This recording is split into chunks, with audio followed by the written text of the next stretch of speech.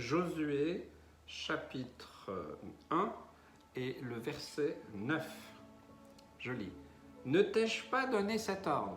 Dieu s'adresse à Josué, mais il s'adresse aussi à chacun de nous. Ne t'ai-je pas donné cet ordre?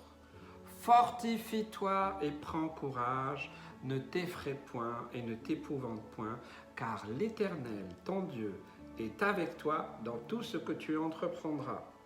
La mission de Josué après la mort de Moïse était complexe, même très complexe. Et on voit Josué qui est resté un maximum tout près de Moïse. On voit qu'il sait qu'un jour ça va lui arriver, hein. Il va devoir prendre la suite. Alors il est très attentif, il est très attentionné, il est là, il est présent, il le suit à la trace. C'est comme si il ne voulait pas le lâcher. Mais un jour, Moïse s'en va.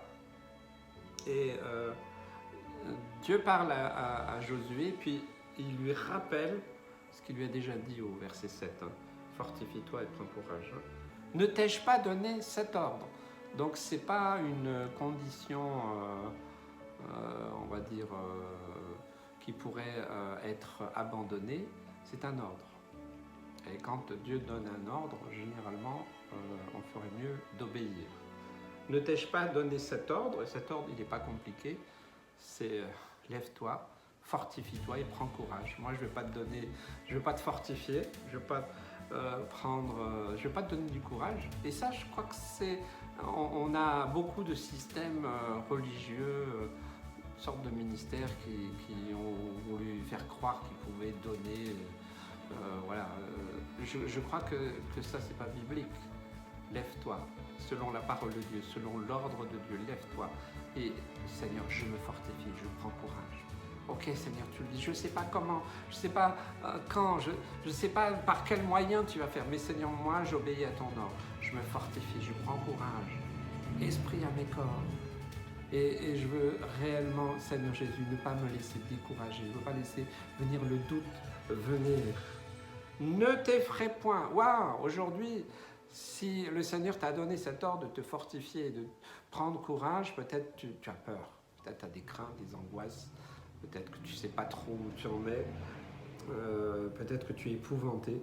Épouvanté, ça peut être des angoisses dans la nuit, tu dors mal, comment je vais faire, comment ça va se passer, et ceci, et cela, et toutes sortes de questions qui sont légitimes, hein. Il n'y a pas d'accusation là-dedans, c'est totalement humain. Mais le Seigneur a rassuré Josué, et il te rassure, ne t'effraie pas, ne t'épouvante pas, car l'Éternel, ton Dieu, est avec toi, et quelque part, il sera avec toi dans tout ce que tu entreprendras. Ça, c'est formidable. Ça veut dire que même si à un moment, eh ben, tu loupes, c'est un échec ou c'est pas ça. Ayons simplement l'humilité pour le reconnaître et puis dire Seigneur, ok, ramène-moi dans le bon chemin. Mais je vais continuer à me fortifier, je vais continuer à prendre courage, je ne vais pas me laisser attaquer, arrêter ou voler par le doute, par le découragement, par la peur, la crainte et l'angoisse. Je crois que ce matin, aujourd'hui, si tu entends sa voix, n'endurcis pas ton cœur, fortifie-toi et prends courage.